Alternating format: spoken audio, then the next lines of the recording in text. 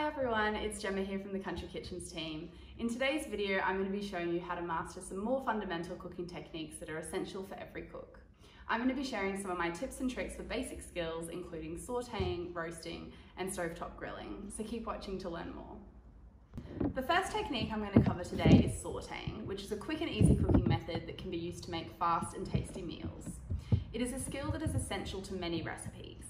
For example, stews and soups almost always begin with sauteing aromatics, which browns the ingredients and enhances the flavour of the dish. Sauteing is also used to fully cook whole meals, and this is achieved quickly. Because it cooks food fast, this technique helps to keep flavours and colours vivid. This is great for seasonal spring ingredients like asparagus, which I'll be demonstrating with today. Before I start, I want to make sure that I'm following appropriate food safety practices. So I've washed my hands and I've got a clean and clear workspace. The first step is to select the right equipment. It's best to use either a saute pan, which is a wide pan with straight sides, or a skillet or fry pan like this one, which is wide with sloped sides. The large surface area is ideal as it means food is less likely to become overcrowded. This is particularly important for sauteing, as food that is too close together will mean that the steam that's released during cooking won't be able to escape, and the food will end up steaming rather than browning. To saute means to cook food quickly in a small amount of fat over relatively high heat, tossing and turning frequently but not constantly. This technique differs from stir frying, where you cook food over very high heat, stirring constantly. Because sauteed food will be in the pan for a minimal amount of time, it's important to choose vegetables and meats that are naturally tender, like chicken or fish. Tougher cuts and denser vegetables are better suited for long cooking over low heat. Cutting your ingredients into a similar shape and size will ensure that it cooks evenly. Vegetables should be prepared into bite-sized pieces, and meat should be no more than portion-sized. If your ingredients are too large, they run the risk of burning or forming an overly browned outer crust in the time that it takes to cook through completely. Make sure to preheat your pan over medium-high heat for a few minutes before adding your fat and ingredients. It's important that your pan is quite hot to ensure that the food sautés correctly and doesn't end up releasing too much liquid and steam. Now your pan is preheated, it's time to add the fat. This will help to coat the food, prevent it from sticking to the pan, and assist with browning and flavour. In general, it's best to use oils that have a high smoke point, such as olive oil. Once you add the oil, swirl to coat the bottom of the pan. After about 10 to 30 seconds, you're ready to add your ingredients. As I mentioned before, make sure you stir frequently but not constantly. This will help to promote even browning and cooking. If you're cooking meat, however, make sure you only turn once so that there's enough time for a crust to develop. After a few minutes, our asparagus is slightly browned and tender and is ready to serve. The next cooking technique we're going to cover is roasting. This is arguably one of the easiest cooking methods, as your oven does most of the work for you. The majority of your own effort is dedicated to the preparation of ingredients before cooking begins. Roasting involves cooking food in an uncovered pan in the oven.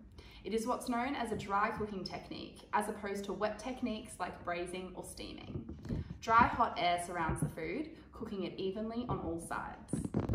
You can roast a wide range of ingredients, but this technique is especially suited to larger cuts of meats and dense vegetables such as potatoes, carrots, and beetroot. The roasting process concentrates the natural sugars in the vegetables and intensifies the flavours. Prepare your food by cutting it into pieces and then seasoning with flavours of your choice. Use a roasting pan with low sides to allow more of the oven's heat to make contact with the food. Depending on the type of food you're cooking, you can roast at low, medium, or high temperatures. In general, vegetables need a moderate temperature around 180 to 200 degrees Celsius, so that internal water evaporates quickly to concentrate the flavour without the food browning too deeply or becoming too soft.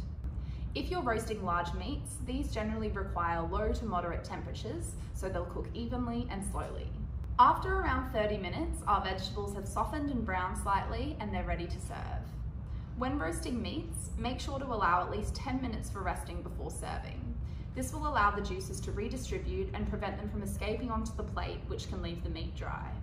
The final technique we're going to cover today is grilling. This technique usually involves cooking food on a rack over a heat source such as charcoal or gas, but today I'll be demonstrating how to replicate that classic grill flavour by just using your stove. If you don't have an outdoor grill, griddles or grill pans are a great way to save time and still enjoy your favourite grilled foods such as steak, vegetables or fish. Heavy-based grill pans, including cast iron, are ideal for stovetop grilling as they hold heat well and give your food those classic grill marks. Prepare your food by lightly brushing it with oil and seasoning with flavours of your choice. Adding a smoky flavour through spices such as smoked paprika will help to make it taste more like it's coming from an outdoor grill. Make sure you allow enough time to adequately preheat your pan. I'm going to leave mine over medium-high heat for around 5 minutes. You can tell your pan is warm enough by doing a quick water test. Flick a few drops of water into the pan, and if it evaporates, it's ready to use. If your pan starts to smoke, it's too hot and it should be turned down. Now the pan is ready to use, add a small amount of neutral oil to keep food from sticking to the grates. Add your food to the grill pan and leave it undisturbed to promote browning. When it's ready, turn your food and leave again until cooked through. And that's it for today's video. Thanks for watching. I hope you picked up a few tips and tricks to use next time you're in the kitchen. Stay tuned for more basic cooking technique videos coming soon.